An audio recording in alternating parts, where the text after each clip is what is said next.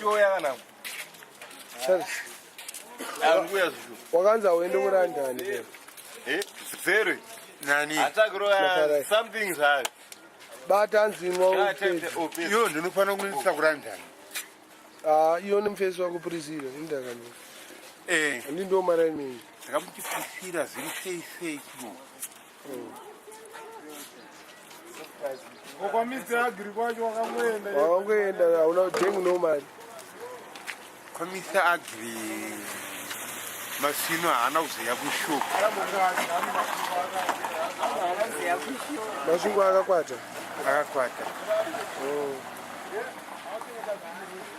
Zvirimo, wautengesa masezi.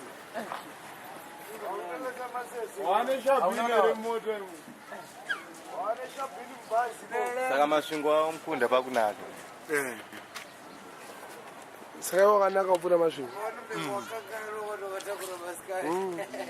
Iye ndisamchale. Aiwa. Sasmaire kana. Asada kadra, unobuda nekadra.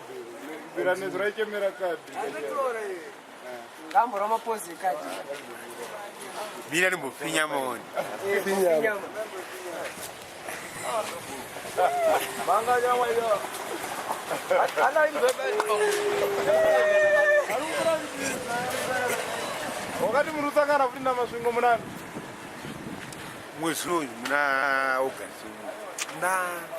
Sorry. Muna December. muna December muna. Panyuwe baba. Ibaba. Akatamu. Tatama finally kuzinda South Africa. Kunoona bhora kuti anoenda. But asakati anodiwa uende unoburiswa mundege. Ne passport. Anorogerwa kana.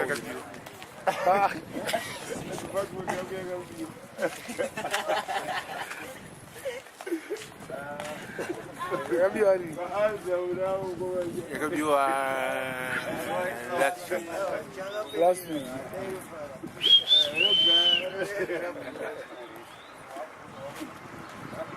Saka uranda na uchatombo hivi. kurandani ndichaenda handiyo mani Minox ndimakati muchandiperekedza kuenda kurandani. Ndisini. Hanzi unoenda nejaivi. Nejaivi. Nefensi. Ukawina unonokondeza kuranda. Unoiswa mukeji warumwachiwa achikuona kuranda. Tiagirizvo shuwe. Hausikana picture yanyaya yabuda. Ituka tiri kuenda kurandani iwe bwana ndiona mashamwari angu emuZimbabwe aya. Hauda baby rekurandani. Hauda baby rekurandani. Baby rekurandani shamwari ringarambwe. Roddie. Roddie. Aiwa. Ndotakura ratida South narokurandani.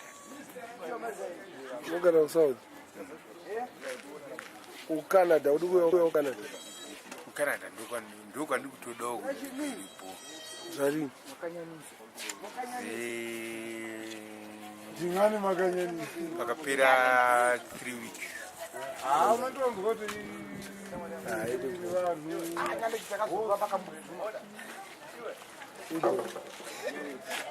tutaone pane. Ndakaimamisa inonaka. Shaba. Inonaka.